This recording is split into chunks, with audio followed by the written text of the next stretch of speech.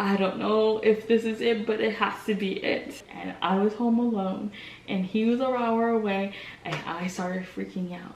And so you know what I did? What? I called your dad. And do you know what I said? What?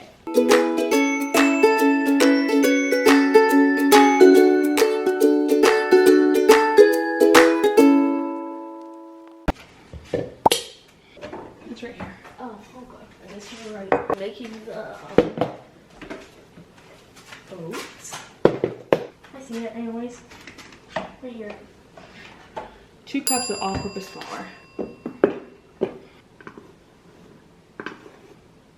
We need baking soda and we need 3/4 teaspoons. So get a 4th teaspoon. 1/4. If you have a 4th teaspoon and you need 3/4, what do you do to make 3/4? 3 of these. Are you ready to hear about the day you were born? And try to shake it so it kind of evens out everywhere. Perfect. And mommy will brown the butter. Wait, brown the butter?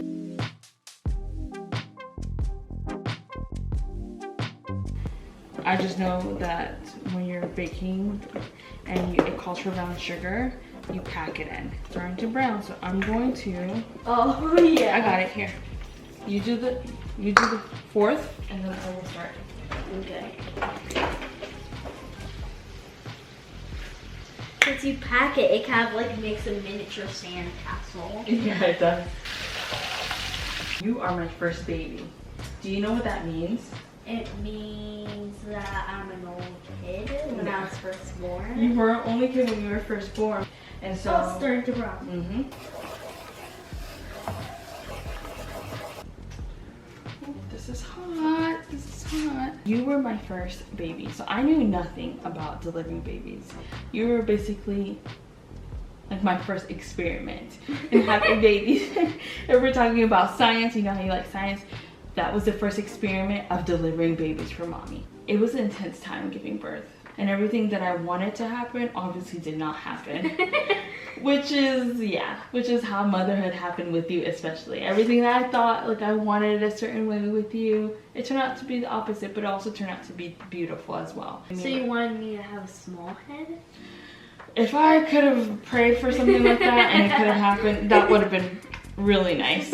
So what ended up happening was before you were born, mommy took Lamaze classes, and I took Lamaze classes with your grandma for like a couple of weeks before I gave birth. And so I thought I was prepared. I was not. So don't pack down the white sugar? You don't have to pack it, so you just have to fill it up. Okay, you want me to show you one time how I do it? Yeah. Oh, so you just raise it. Yeah, you finish it.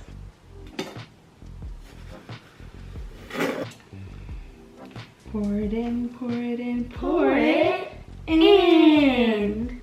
I took the classes and they teach you a lot of stuff, and it helped me figure out what I wanted and what I didn't want.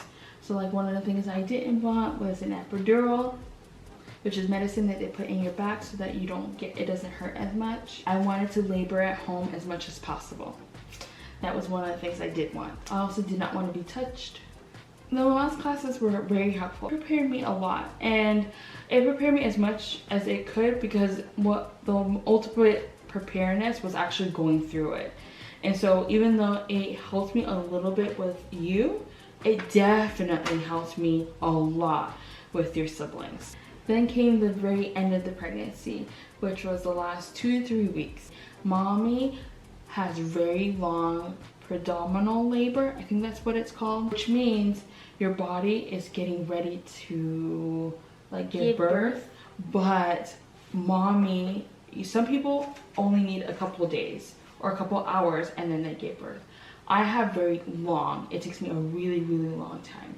I would have a lot of contractions, which is contractions are what your body uses to start preparing to have the baby come out. It also helps push the baby out of the uterus.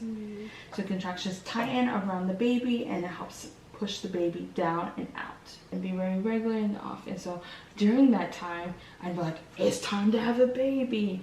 And we'd get to the hospital and then the contractions would stop and they're like, nope. I was like, okay. And then again, the same thing. About a week later, I'm like, oh my goodness, contractions, they're really painful. And I get there and they're like, well, you're not in labor, but you are having contractions. I'm like, okay, I'm gonna go home. I started getting so embarrassed going to the hospital, and they kept saying, nope, it's not time to have the baby. I pretty much told myself, I'm not gonna go until I know for sure. Like, I know for sure I'm gonna be in pain. So much pain I can barely talk. And so that's what I did. I would have contractions on and off for a week, and I was just like telling Drew, I don't think it's true. If I could talk through it and breathe through it, it wasn't real. And one day, Daddy is going off to work, and where he's going off to work is he was working at one of the hospitals, and he had to drive. At this hospital, he had to drive like an hour away to work. It's okay. This actually smells really good. It already starts to smell like cookies. Yeah. I'm gonna mix this. Smell it. You want to smell it? Yeah. Oh my goodness, that smells really good. So good. Daddy's like, I've been noticing you having a lot of contractions today. Are you sure you're okay? And I was like, yep, I'm fine. I'm just sitting on this ball eating pineapple because pineapples is supposed to help you deliver a baby and get you contractions going. And he's like, I've been eating it for a couple of days now and nothing's happened. So I think you should be able to go to work and everything will be just fine. So Daddy leaves and goes to work. And so I start walking around the house, cleaning up. I think I even start watching a show, and all of a sudden the contractions start getting a little bit stronger and stronger. One contraction hits me and it hurts so bad I couldn't even talk through it. And I was like, that can't be it. No. So I keep walking, and all of a sudden another one hits me. But this time it hurts so bad. I start tearing up. I'm like, holy crap. This is way more intense than I thought. I don't know if this is it, but it has to be it. And so I'm freaking out because I told your dad to leave. And we only had one car at that time. You would have to wait an hour for him to drive back. Pretty much, you're exactly right. That I realized I sent your dad off to work and I was home alone and he was an hour away, and I started freaking out. And so you know what I did? What? I called your dad. And do you know what I said? What? Sugar and brown sugar are technically not wet, but still. No, they're dry. I don't know. They're not dry ingredients. But I guess it could be. Sugar would be. Brown sugar wouldn't, because it still has stickiness to it. But brown sugar can't be a wet ingredient. It is a wet ingredient because it has molasses in it. Mahuna, what now? What? Molasses. It's like this sticky brown substance that you mix with sugar to make brown sugar. Molasses. Molasses. I'm going to add 1 large egg.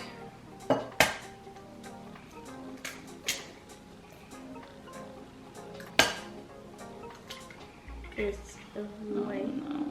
I'm supposed to add the yolk. I'm so used to adding whites that luckily not a lot got out. Okay. You want to mix that? Yeah, sure. Wait, pick it up with a spoon.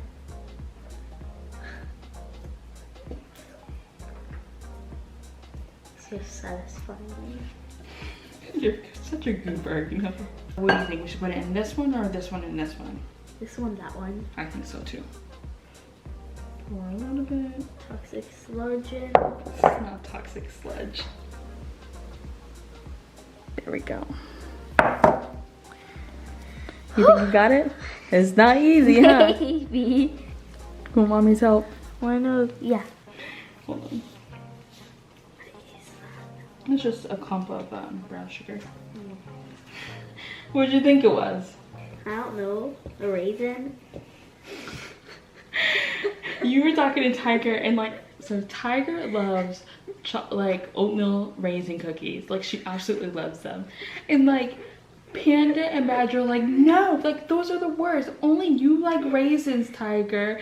And so now here Panda is super paranoid whether or not I'm gonna throw raisins in here. I got chocolate, 2 types of chocolate. There is no raisins.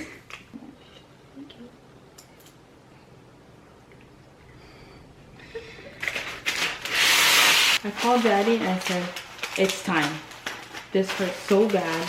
I'm crying on the phone with Daddy. Daddy's like, I'm already almost to work. I'm like, I do not care. I want you to come home right now. And Daddy makes the biggest U-turn. So Daddy finally gets home and I'm like, man. And I'm like, you took forever. Let's go. And as we're walking out the door, guess who calls me? Who? The hospital. You wanna know why they were calling me? Why? They wanted to schedule your induction. And I'm like, I'm coming right now. They're like, no, you can't come right now. I'm like, no, I'm coming right now. I'm having the baby. I can't talk to you. And she's like, oh, okay. She's like, good luck. Okay, bye. On the ride, I do remember the fact that Fast Car by Tracy Chapman was playing. And I always associate that song with you, Panda. I'm in labor. I'm having this baby. And they checked me and guess where I was? What? At a 7. Is that high? Yes. And 3 away from delivering your big head. 30 minutes to an hour go by and I'm like, Drew, I need an epidural. And Daddy has the audacity, Drew, if you're watching this, you had the audacity to ask me, do you really want an epidural? You told me you don't want one. We're not gonna get one. I didn't care what you wanted. I was having your baby. I'm gonna get what I want and I wanted an epidural.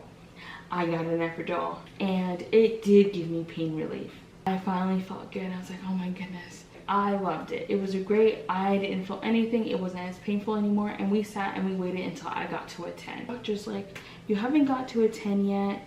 Let's break your water. I did not know that when mommy gets her water broken, when they break the amniotic sac, my contractions go from 0 to 100.